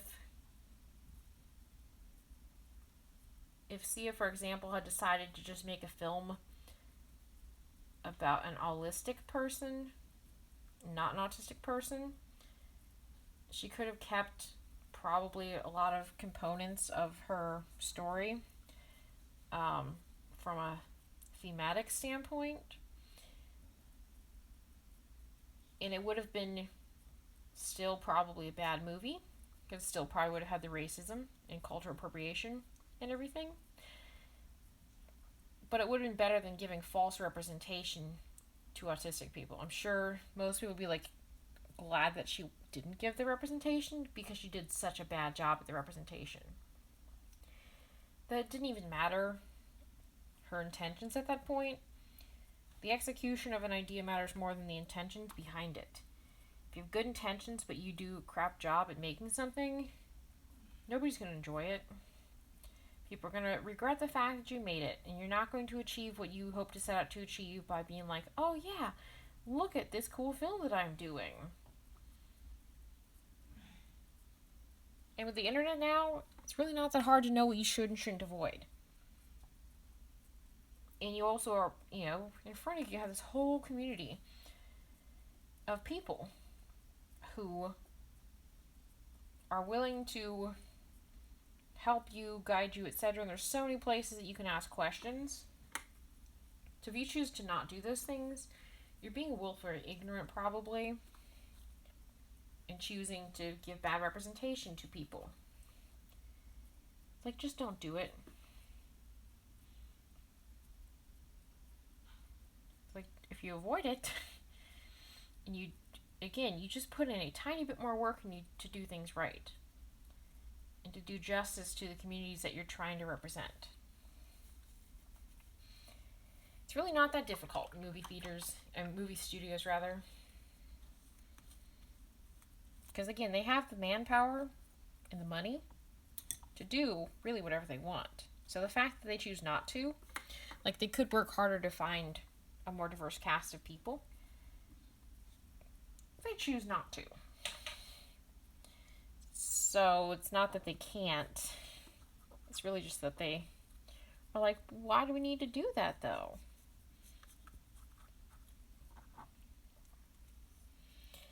But anyways, yeah, I'm very excited about a lot of projects that I have coming up. And again, collaborating on projects is a lot of fun. It's something that previously I was like, oh, I don't need to collaborate. But I very much enjoy the collaborations and the projects that I do that involve a variety of people. Kind of like with my podcast, that's going to give a lot of actors good representation, and also give them, something cool for their resumes. And also, because it's going to have, a decent number of characters, so there'll be a decent number of voice actors involved. And not everyone in it will be queer, or somewhere on the LGBTQIA plus spectrum in some way, shape, or form. Not everyone will be that, but queer people are going to have priority in getting cast in things, so it's going to be very queer heavy cast. There's going to be many queer characters, and magic. There's going to be straight characters played by queer people. Hello, Mal. Thank you for stopping by. Just getting done, almost painting Dimitri from Welcome to Nexilis. Got a few more little details to do. But yeah. With the podcast, many characters are going to be queer in some way, shape, or form. Many characters are going to be trans. I'm going to have trans people playing cisgender characters because I can. Yay, dinosaur! Thank you, Casper! I'm so glad you like it.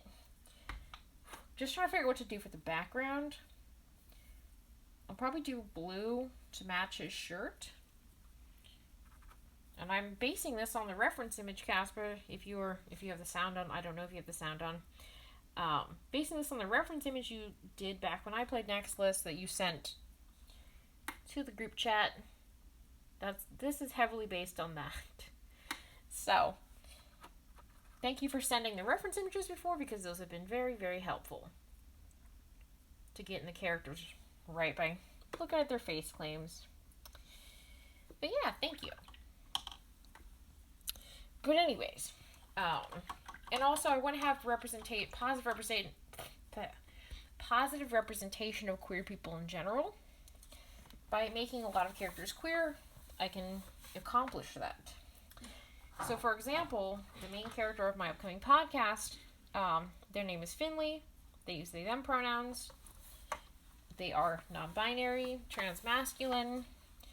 They are demisexual, demiromantic, polyamorous, and their parents are also polyamorous. So here, their mom is not polyamorous, but their mom is supportive of it. Their dad is polyamorous, like their biological dad is polyamorous. So their biological dad has a male partner who's part of their little polycule, and like their mom is not dating their dad's partner, but their mom is totally supportive of their dad's partner who lives with them, who's also helped raise Finley and their 4 siblings. So I'm like, polyamorous people, it's a category that I can speak a lot on of not having good representation. Because they're usually treated like, it's a joke. Or it's not ethical non-monogamy. It's people cheating. And because that's what's shown in media, people think that polyamory in general is like, oh, it's a way for people to cheat on their partners. I'm like, no, that's not what polyamory means. But media has not done a good job of representing polyamorous people. So because of that, people tend to think like, oh yeah, polyamory means cheating. I'm like, nope, that's not what polyamory means. Polyamory is consensual and ethical and agreed upon by everybody who's involved. Everyone who's involved needs to know what's happening and be okay with it. Otherwise, it's not ethical. And there needs to be a great deal of communication and honesty between anybody who's involved. So, but yeah, I think I'm excited about Finley's parents and that little dynamic. Because another thing that you don't see, I don't think I've ever seen good representation for, is polyamorous people that have children. And that have, a healthy home environment. And, anyways, Finley's mom is also asexual. Which, fun fact, Finley, the main character, is half elf, half demon. And one thing I love doing, I love subverting stereotypes. So I was trying to think, like, okay, which one of Finley's parents should be the demon? And I was thinking about the fact of, like, demons, in general, are generally sexualized. So I'm like, what if I don't play into this stereotype? What if I make their mom the demon? But especially because the female demons are sexualized. What if their mom is asexual? Because also, asexual parents, they need representation, because that's something I've definitely never seen representation for. Asexual people can totally be parents, or people who are on the asexual spectrum, they can totally be parents. There's nothing stopping them from, wanting to have children. So, that's another thing which I think would be powerful to show is Finley's mom is asexual, so it doesn't play into the sexy female demon stereotype, but has a good representation for asexual parents in general. So, and Finley's dad is, I've not decided yet, but either canonically pansexual or canonically bisexual. And then Finley's other dad, I still have to figure out what his sexuality is. But he is also polyamorous and queer. So Finley has a very queer family. One of Finley's siblings is queer. I think another one is questioning. So it's like, that's the kind of representation that if I saw that in media, I would love it so much. But I don't see that kind of representation in media, so I'm like, it's up to me to create that. And stuff that I like, if I'm like, people should have characters like this, I'm like, I can create characters like this. I don't have to wait for somebody else to do it. I don't have to wait for anyone to do it. And like some of the other characters are going to include like, there's going to be a character who is, I have not decided specifically what ethnicity, but will either likely be either Chinese or Japanese, and will be an autistic female character, and the smart one of their little friend group, their brainy friend, will be a black trans woman who, fun fact, also a vampire, because this world takes place in a place that has both like monsters and humans living side by side, but there's no racism. It's literally just like, sometimes people may not get along with each other because of their differences or different views or whatever, but it's not based on the race. It's just that's like, I don't understand why you are, why that's how you are. Or kind of like Finley's demon grandparents are going to have some disagreements with their elf grandparents. And their other dad is a bugbear. I don't know if I already mentioned that. And I think only one of that grandparents is going to be in the picture. But all the grandparents, some are going to be like, hey, why are you doing things this way? So, because of that, I think that can be a source of humor, but also ultimately people at the end of the day working out their differences and getting along. But there's going to be a wide variety of characters, because also, like with the character who is a black trans woman vampire, there's not that much representation for black vampire characters, and I've never seen a trans vampire character, and I've definitely never seen a black trans vampire character, but I really love the idea of it. So basically, a lot of me creating characters is me sitting down and being like, what kind of characters do I wish existed? What are the kind of characters I'd be super, super excited if I saw them in a thing? Who would I be like, oh my gosh, that's such a cool character. Why have I not seen more of this? So I think about what that is. And then I'm like, well, I'm going to create that.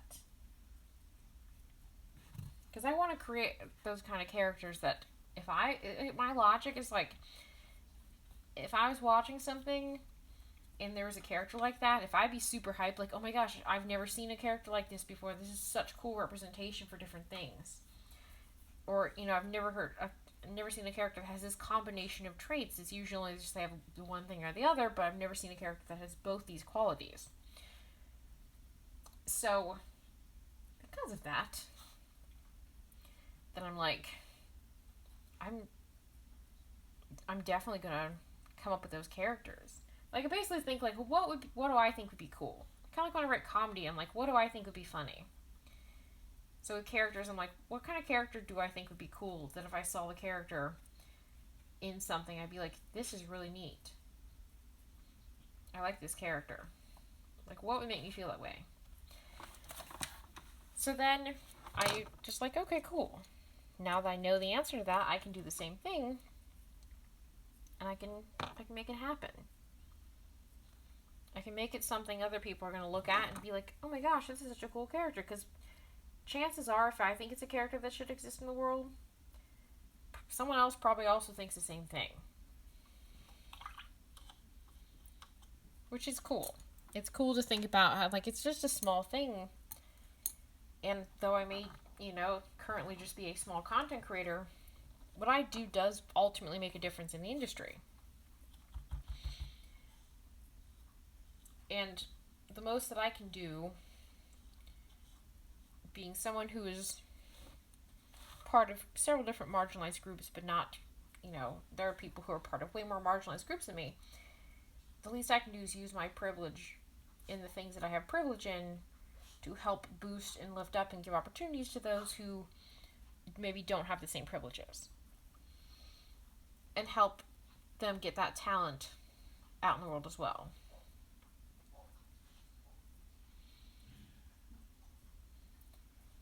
I was just thinking what I'm going to do. I'm going to do like a little round kind of bubble shape. Because the character, Dimitri, canonically has magic that allows him to make a bubble of protection.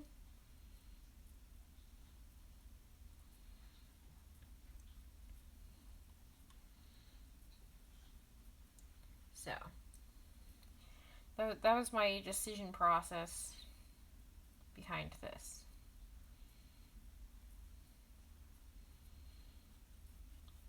I think it's fitting for the character. But yeah, to anybody here, like, I think most of the people who are watching this are probably people who have seen me posting about Welcome to Nexilis before.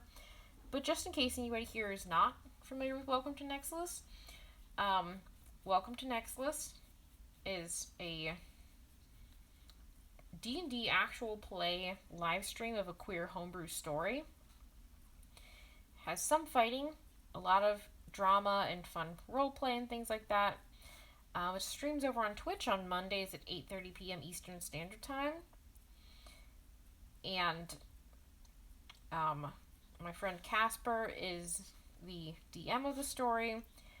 And we also have players of like Jason LaRock, Chelsea Finley, Jenny O'Sullivan. It's a really fun story. It's been going on for a couple, at least probably 6 weeks now. I'm sure it's longer than that. Probably about 2 months now. And it's a lot of fun. I highly recommend it. I am there every Monday, live tweeting the show reactions and things. So, yeah, you can find all the stuff under hashtag Welcome to Nexilis, which is Nexilis, and you can watch it on Casper's Twitch channel, which is just Casper Oliver VO for voiceover on Twitch. So it's Casper CASPER Oliver OLIVER, and then VO for voiceover. And you can find that Twitch Mondays at 8:30 p.m. Eastern Standard Time. It's a good time. Usually plays pretty long into the night, usually until 2 or 3 in the morning, or at least 1, nothing else. But the view on demands are available on Twitch after the streams, and also the view on demands are also uploaded to YouTube. So if you want to catch up on the old episodes or whatever, you can do that. And most sessions also start with a recap of not the whole story, but what's happened in the last episode. But it's a fun time. And this character that I'm painting today, in case you're unfamiliar with him, is a character, one of the NPCs in Welcome to Nexilis. He is a blind Filipino bartender in the tavern that they have in Nexilis. He's a very funny and deadpan character. He has said a lot of good lines. And he's great. I love him. So I had a lot of fun painting him today. But anyways, now this painting is almost done, just in time for the sun to come back out. I'm really pleased with how this came out. My paint's drying up. I'm really pleased with how this came out. Again, I had a lot of fun painting him. And I'll be back here next Friday, 2:45 Eastern Standard Time, 2:45 p.m., I should clarify. And I will, next time, I might be painting, depending on my confidence level in painting a Dragonborn, I might be painting Biren, who is a Dragonborn woman. I might not, nobody knows. Just depends on if I feel confident in painting a Dragonborn, because everyone I've painted so far has been slightly more humanoid. Like, I've painted humans and elves and stuff. I've not painted anything who's not a human or an elf yet. So, yeah. I'll be back next week, Friday, 2:45 p.m. Eastern Standard Time. And, yeah. And again, I'm not sure who I'll be painting quite yet. I can have some ideas. But I'll figure it out in the next week. I have time to figure it out. But yeah. Let me fix that real quick. I just want to thank everybody for coming out today. It's been a slightly longer stream than normal, but I was totally fine with that. I mean, maybe like 15 minutes longer, I think. I'm totally fine with that, though, because I really did miss being able to stream last week. Like, sometimes I go into the stream and I'll be like, my brain would be like, well, we could be working on this other thing. I'm like, no, it's stream time.